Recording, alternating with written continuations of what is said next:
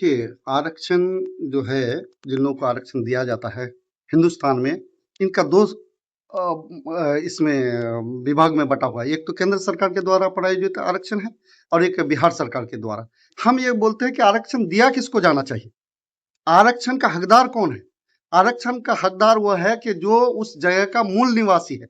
मैं पूछना चाहता हूँ इन दानिश्वरों से कि शेरशाहवादी यहाँ का मूल निवासी नहीं है, लेकिन उसको मोस्ट बैकवर्ड क्लास में आरक्षण मिला हुआ है। अभी उसको बोलिएगा तो ईबीसी एक्सट्रीमली बैकवर्ड क्लासेस में उसको आरक्षण मिला हुआ है।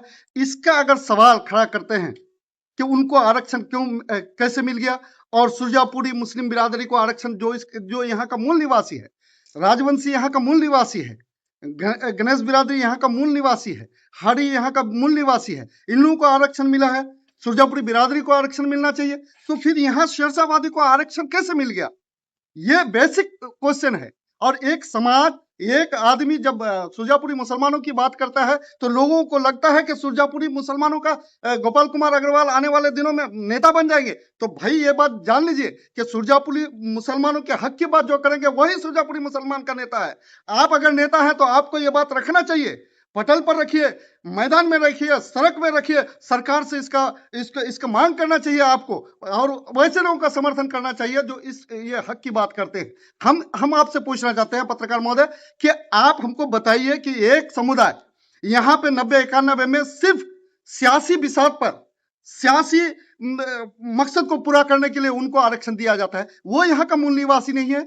आप इस पर सवाल नहीं करते, कोई अगर बोलता है तो आप बोलते हैं। अब रह गई बात लोकप्रियता की बात, तो गोपाल कुमार अग्रवाल जब से राजनीति में आए हैं वो सर्व लोकप्रिय हैं। वो हर एक धर्म मजहब की बात करते हैं, वो किसी एक धर्म मजहब को लेके नहीं चलते। आप देख लीजिए उनके जाति बिरादरी का 400 से 500 वोट नहीं होगा, लेकिन वो पिछले बार जब 2020 में जब इलेक्शन हुआ वो निर्दलीय में आए और सेकंड किए, 57,000 प्लस वोट लेके आए। और सुन लीजिए कि केंद्र सरकार में सत्ता में रहने वाला, बिहार सरकार में सत्ता में रहने वाले का कैंडिडेट 20,000 से कम वोट आया।